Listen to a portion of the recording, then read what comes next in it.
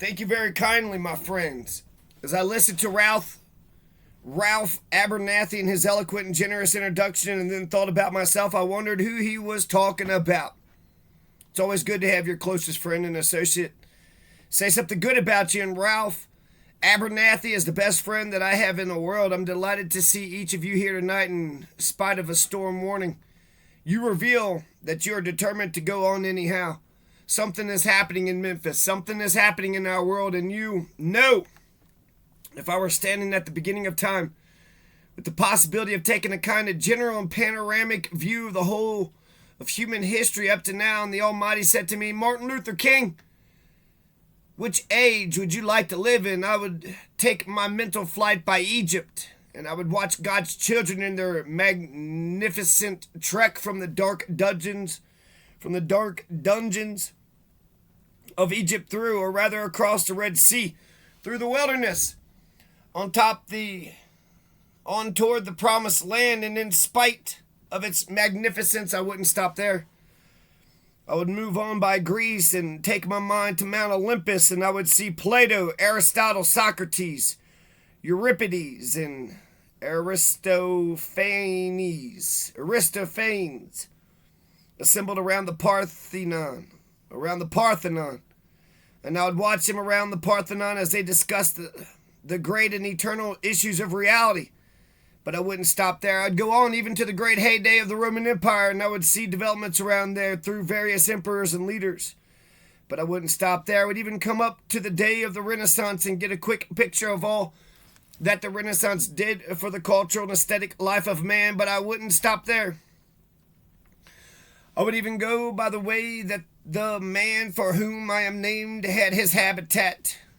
I would even go by the way that the man for whom I am named had his habitat. I would watch Martin Luther as he tacked his 95 Theses on the door at the Church of Wittenberg. But I wouldn't stop there. I would come on up even to 1863 and watch a vacillating president by the name of Abraham Lincoln finally come to the conclusion that he had to sign the Emancipation Proclamation. But I wouldn't stop there. I'd even come up to the early 30s and see a man grappling with the problems of the bankruptcy of his nation and come with the eloquent cry that we have nothing to fear but fear itself. But I wouldn't stop there. Strangely enough, I would turn to the Almighty and say, if you allow me to live just a few years in the second half of the 20th century, I will be happy. Now that's a strange statement to make because the world is all messed up. The nation is sick. Trouble is in the land. Confusion all around. That's a strange statement. But I know somehow that only when it is dark enough can you see the stars. And I see God working in this period of the 20th century in a way that men in some strange way are responding. Something is happening in our world. The masses of people are rising up, and wherever they are assembled today, whether they're in Johannesburg, South Africa, Nairobi, Kenya, Accra, Ghana, New York City, Atlanta, Georgia, Jackson, Mississippi, or Memphis, Tennessee, the cry is always the same. We want to be free.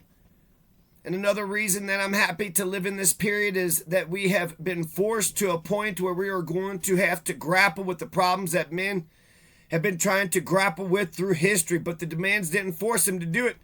Survival demands that we grapple with them. Men for years now have been talking about war and peace. But now no longer can they just talk about it. It is no longer a choice between violence and nonviolence in this world. It's nonviolence or non-existence. That is where we are today. And also in the human rights revolution, if something isn't done and done in a hurry to bring colored peoples of the world out of their long years of poverty, their long years of hurt and neglect, the whole world is doomed. Now I'm just happy that God has allowed me to live in this period to see what is unfolding. And I'm happy that he's allowed me to be in Memphis. I can remember when Negroes were just sitting around, as Ralph has said so often, scratching where they didn't itch and laughing when they were not tickled. But that day is all over. We mean business now. We are determined to gain our rightful place in God's world. And that's all this whole thing is about. We aren't engaged in any negative protest and in any negative arguments with anybody. We are saying that we are determined to be men. We are determined to be people. We are saying that we are God's children, that we are God's children. We don't have to live like we are forced to live. Now, what does all this mean in this great period of history? It means that we've got to stay together. We got to stay together and maintain unity. You know, when Pharaoh wanted to prolong the period of slavery in Egypt, he had a favorite formula for doing so. What was that? He kept the slaves fighting amongst themselves. But whenever the slaves get together, something happens in Pharaoh's court, and he cannot hold the slaves in slavery. When the slaves get together, that's the beginning. That's the beginning of getting out of slavery. Now let us maintain unity. Secondly, let us keep the issues where they are. The issue is injustice. The issue is the refusal of Memphis to be fair and honest in its dealings with its public servants who happen to be sanitation workers.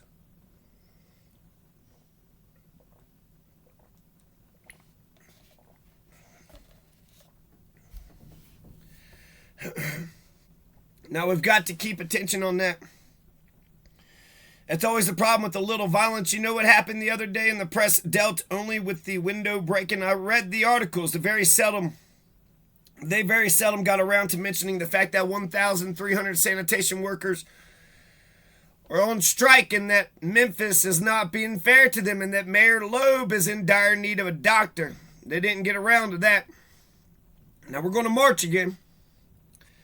We got to march again in order to put the issue where it's supposed to be and force everybody to see that there are 1,300 of God's children here in Memphis suffering. Sometimes going hungry, going through dark and dreary nights, wondering how this thing is going to come out. That's the issue. We got to say to the nation, we know how it's coming out. For when people get caught up with that which is right and they are willing to sacrifice for it, there is no stopping point short of victory. We aren't going to let any mace stop us. We are masters in our nonviolent movement and disarming police forces. They don't know what to do. I've seen them so often. I remember in Birmingham, Alabama, when we were in that majestic struggle there, we would move out of the 16th Street Baptist Church day after day. By the hundreds, we would move out, and Bull Connor would tell them to send the dogs forth. And they did come, but we went before the dogs singing. Ain't going to let nobody turn me around. Bull Connor next would say, turn the fire hoses on. And as I said to you the other night, Bull Connor didn't know history. He knew a kind of physics that somehow didn't relate to the trans physics that we knew about. And that was the fact that there was a certain kind of fire that no water could put out. And we went before the fire hoses. We had known water if we were Baptist or some other denominations. We had been immersed. If we were Methodist and some others, we had been sprinkled. We knew water. They couldn't stop us. And we just went on before the dogs, and we would look at them, and we'd go on before the water hoses, and we would look at it. We'd just go on singing. Over my head, I see freedom in the air. And then we would be thrown into the paddy wagons, and sometimes we were stacked in there like sardines in a can, and they would throw us in. And old Bull would say, take them off, and they did, and we would just go in the paddy wagon singing We Shall Overcome, and every now and then we'd get into jail and we'd see the jailers looking through the windows being moved by our prayers and being moved by our words and our songs. And there was a power there which Bull Connor couldn't adjust to, so he ended up transforming Bull into a steer. And we won our struggle in Birmingham. Now we've got to go on in Memphis. Just like that, I call upon you to be with us when we go out Monday. Now about injunctions. We have an injunction. We're going into court tomorrow morning to fight this illegal, unconstitutional injunction. All we say to America is, be true to what you said on paper. If I lived in China or even Russia or any totalitarian country, maybe I could understand some of these illegal injunctions. Maybe I could understand the denial of certain basic First Amendment privileges because they hadn't committed themselves to that over there. But somewhere I read of the freedom of assembly, somewhere I read of the freedom of speech, somewhere I read of the freedom of press. Somewhere I read that the greatness of America is the right to protest for right. And so just as I say, we aren't going to let dogs or water hoses turn us around. We aren't going to let any injunction turn us around. We are going on. We need all of you. And you know what's beautiful to me is to see all of these ministers of the gospel. It's a marvelous picture. Who is it that is supposed to articulate the longings and aspirations of the people more than the preacher? Somehow the preacher must have a kind of fire shut up in his bones. And whenever injustice is around, he tells it.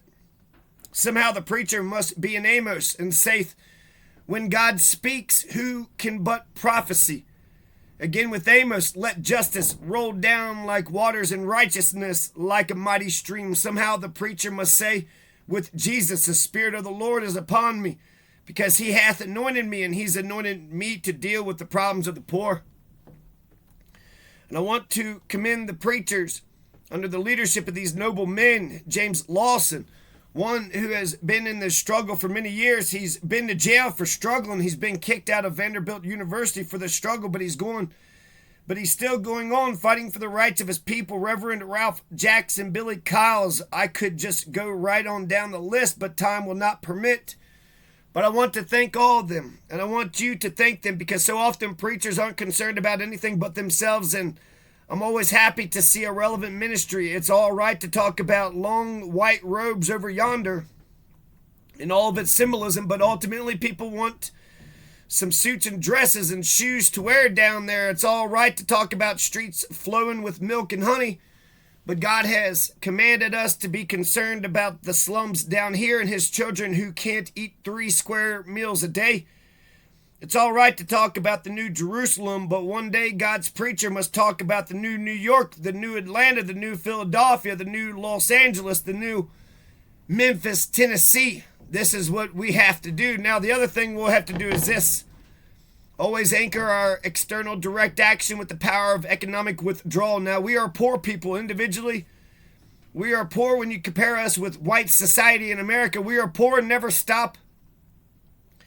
And forget that collectively. That means all of us together collectively, we are richer than all the nations in the world with the exception of 9.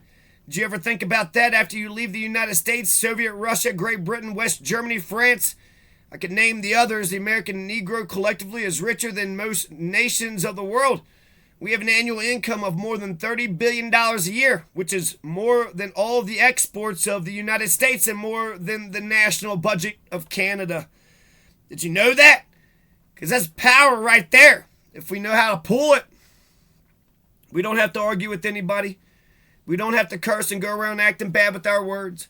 We don't need any bricks and bottles. We don't need any Molotov cocktails.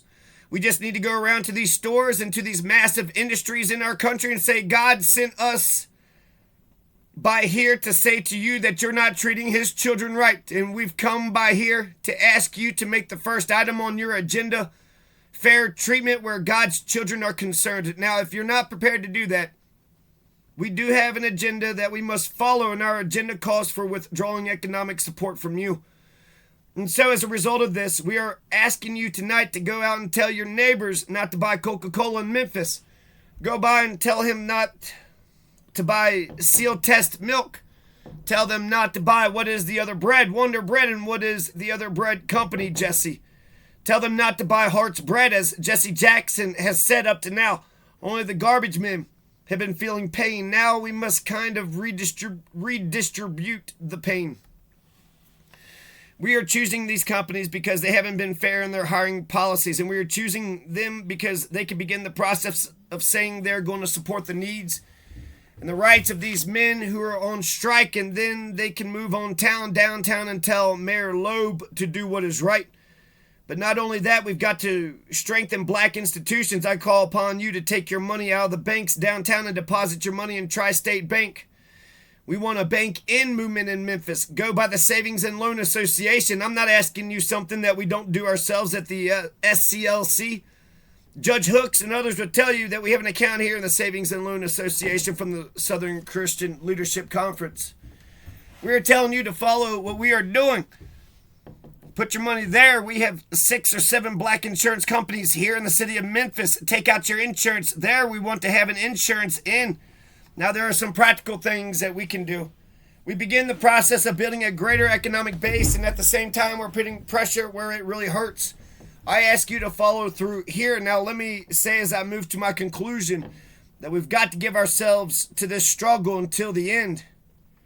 Nothing would be more traffic than to stop at this point in Memphis. We've got to see it through, and when we have our march, you need to be there. If it means leaving work, if it means leaving school, be there. Be concerned about your brother. You may not be on strike, but either we go up together or we go down together. Let us develop a kind of dangerous unselfishness. One day a man came to Jesus and he wanted to raise some questions about some vital matters of life. At points, he wanted to trick Jesus and show him that he knew a little more than Jesus knew and throw him off base. Now, that question could have easily ended up in a philosophical and theological debate, but Jesus immediately pulled that question from midair and placed it on a dangerous curve between Jerusalem and Jericho. And he talked about a certain man who fell among thieves. You remember that a Levite and a priest passed by on the other side. They didn't stop to help him. And finally, a man of another race came by. He got down from his beast, decided not to be compassionate by proxy, but he got down with him, administered first aid, and helped the man in need. Jesus ended up saying this was the good man. This was the great man, because he had the capacity to project the I into the thou and to be concerned about his brother. Now, you know, we use our imagination. We use our imagination a great deal to try to determine why the priest and the Levite didn't stop. At times we say they were busy going to a church meeting, an ecclesiastical gathering. They had to get on down to Jerusalem so they wouldn't be late for the meeting. At other times we would speculate that there was a religious law that one who was engaged in religious ceremonials was not to touch a human body 24 hours before the ceremony. And every now and then we begin to wonder whether maybe they were not going down to Jerusalem or down to Jericho, rather to organize a Jericho Road Improvement Association. That's a possibility. Maybe they felt that it was better to deal with the problem from the causal root rather than to get bogged down with an individual effect.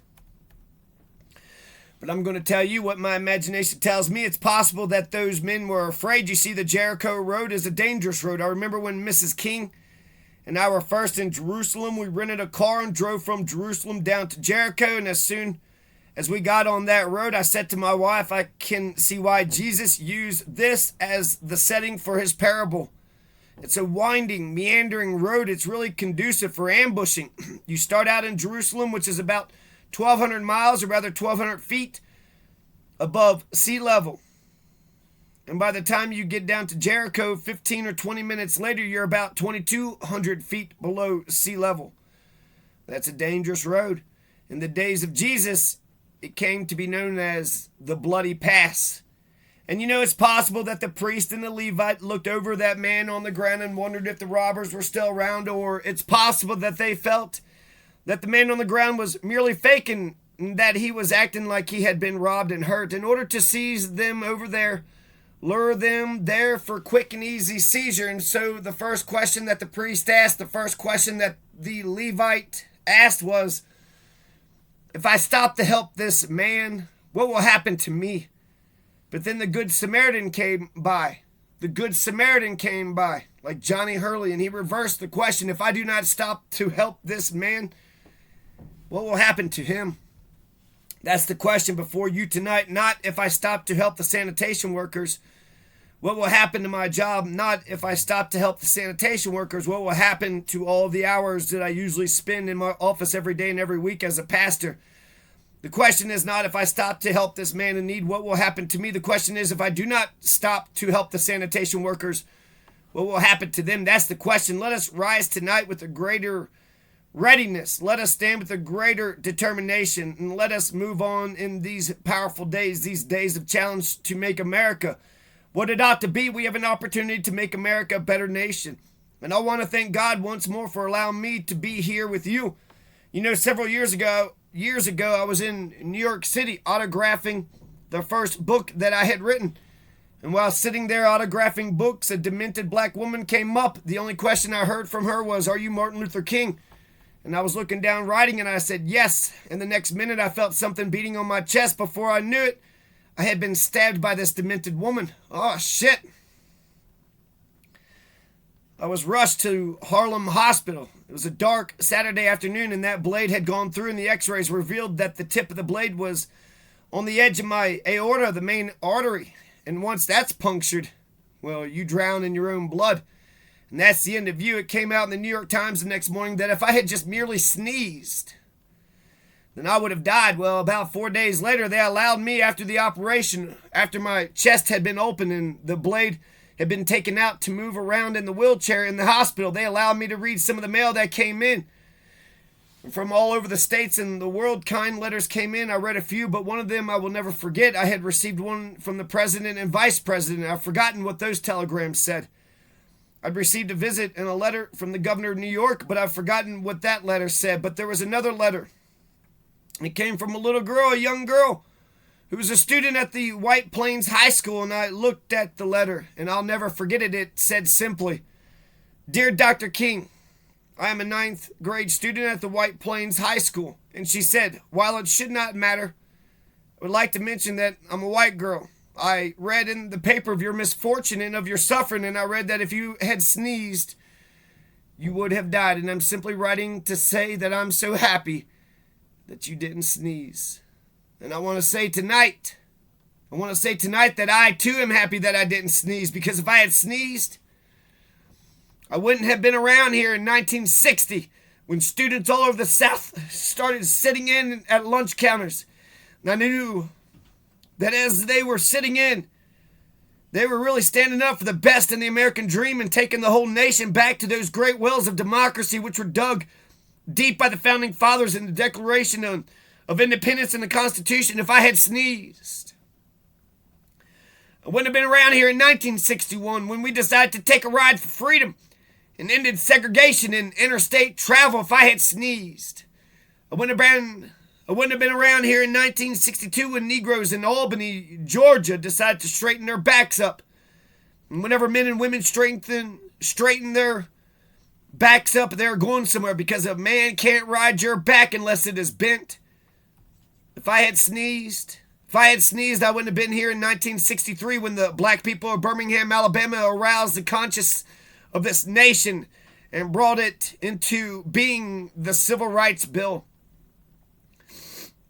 If I had sneezed, I wouldn't have had a chance later that year in August to try to tell America about a dream that I had had. If I had sneezed, I wouldn't have been down in Selma, Alabama to see the great movement there. If I had sneezed, I wouldn't have been in Memphis to see a community rally around those brothers and sisters who are suffering. I'm so happy I didn't sneeze, and they're telling me now it doesn't matter now. It really doesn't matter what happens now. I left Atlanta this morning, and as we got started on the plane, there were 6 of us.